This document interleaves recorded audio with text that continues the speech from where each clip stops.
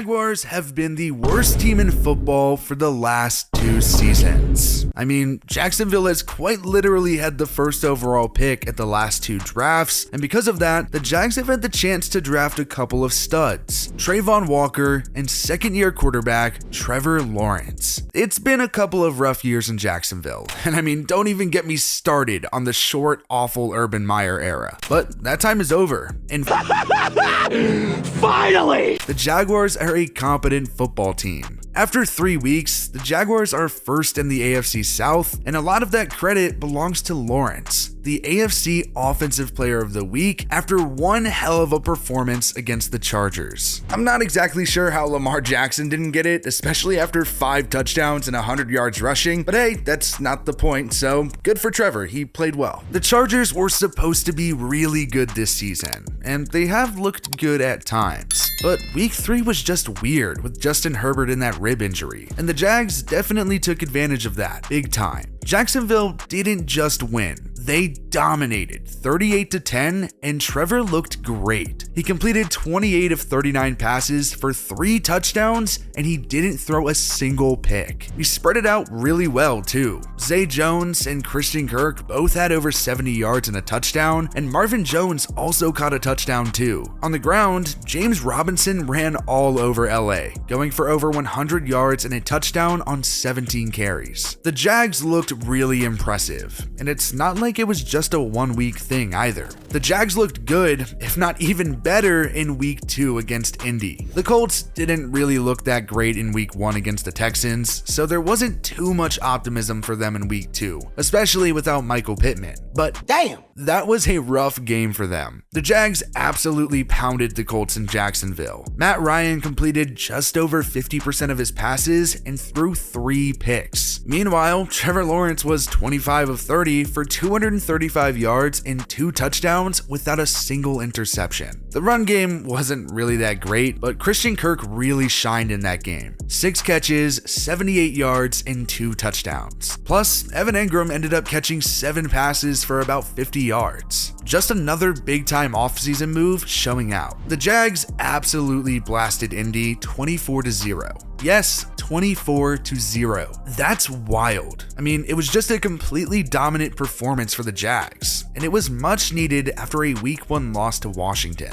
Jacksonville did lose to the Commanders 28-22 in week 1, but the Jags did nearly come back. It just wasn't enough. Trevor Lawrence wasn't particularly impressive though. He completed 57.1% of his passes for 275 yards and a touchdown to an interception. He wasn't great, but it was a big game for Christian Kirk, who had 117 yards on only 6 receptions. Zay Jones also showed out a bit, 65 yards on 6 catches, so he did have over 10 yards per reception. But unlike week 2, the run game performed really well, and that was probably the biggest takeaway. James Robinson suffered an Achilles injury last year, which was a huge deal. So him rushing for 66 yards on 11 carries and scoring a touchdown was a really good sign for him. It was also the first time seeing Travis Etienne too after he suffered a Lisfranc injury last preseason. He ended up with 47 yards on just 4 carries and caught 2 passes. It was a disappointing week 1 outcome at the very least, but it was clear that the Jags were probably going to be better than years past, and there were a few big reasons for that. And the Jags offseason moves is a big one. The confusing signing of the offseason was Christian Kirk, without a doubt. I mean, let's be real here. It's an odd move to give a wideout who has never had a 1,000-yard season a 4-year, $72 million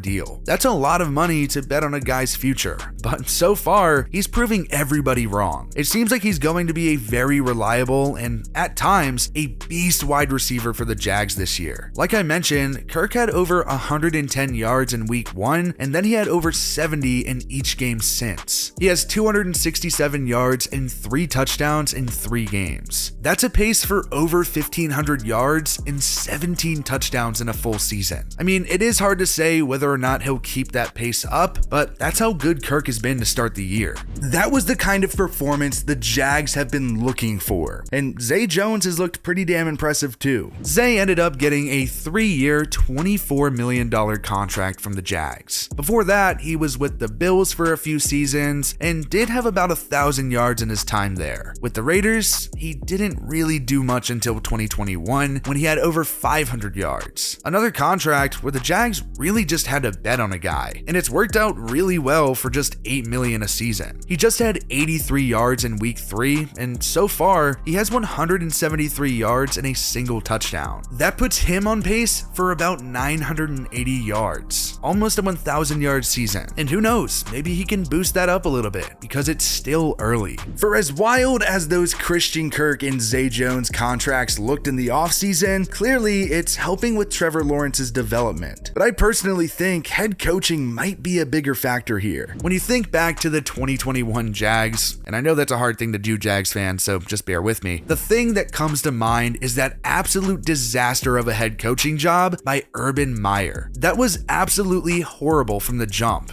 and that kind of thing can really hurt a young quarterback's development. Jacksonville fired Meyer and hired Doug Pederson. I'm not saying Pederson is some whisperer or one of the best coaches in the league, but it's definitely a huge difference. Pederson won a Super Bowl when he was the head coach of the Eagles, and even Pederson is an ex-quarterback himself. It already seems apparent that 1, Urban Meyer was a complete dogshit head coach, and 2, Doug Pederson is the voice and the kind of leader that the Jags needed in that locker room, and clearly it's helped Trevor Lawrence. You can't help but draw the parallels between Peyton Manning and Trevor Lawrence. I know it's hard comparing someone to one of the greatest quarterbacks in NFL history, but just hear me out here. Both were very highly touted prospects and were the clear first overall picks in their drafts. Remember, Peyton was horrible in his rookie year too. He ended up 3-13 with 28 interceptions to 26 touchdowns. It was a tough year, but things turned around the next season, and obviously he put together one hell of a career.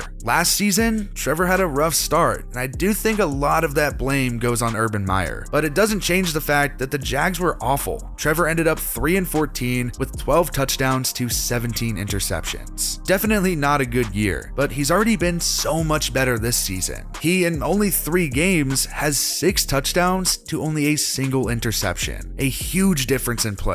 But it gets even crazier with the comparisons though. Peyton Manning started his career 0-9 on the road and didn't get his first road win until week 3 of his second season against the Chargers. Trevor also started his career 0-9 on the road until week 3 on the road against the Chargers. That's just wild to me. Not that that single stat means Trevor Lawrence is the next Peyton Manning, that's definitely a big stretch, but there's no doubt that Lawrence's career is back on a very positive trajectory. I think after how bad his rookie year was, it was hard to remember how crazy of a prospect Trevor Lawrence was at Clemson. He showed every single sign of having the potential to turn into an elite NFL quarterback if the situation was right for him. And let's be real here, Trevor got put into quite the shit spot. If Trevor Lawrence did end up completely flaming out in the pros, the blame would have gone on Urban Meyer. But all of a sudden, there's hope not just for Trevor, but in the Jags. We're talking about the AFC South being led by the Jaguars after week 3. Jacksonville is 2-1, the Colts are 1-1 and have plenty of issues on their own, even though they did just beat the Chiefs 1 week after losing to the Jags, make it make sense. The Titans are 1-2 and haven't really looked bad, but not necessarily good. Plus, their only win on the season is against the Raiders, the only 0-3 team in the league. The Texans are about as good as everyone thought, 0-2-1. Houston might not lose every single game this season, but that doesn't necessarily mean that they'll win one either. Luckily, the AFC South is a complete shit show, leaving the door wide open for the Jaguars to swoop in and make some noise. That's something that nobody, even Trevor Lawrence probably, saw coming.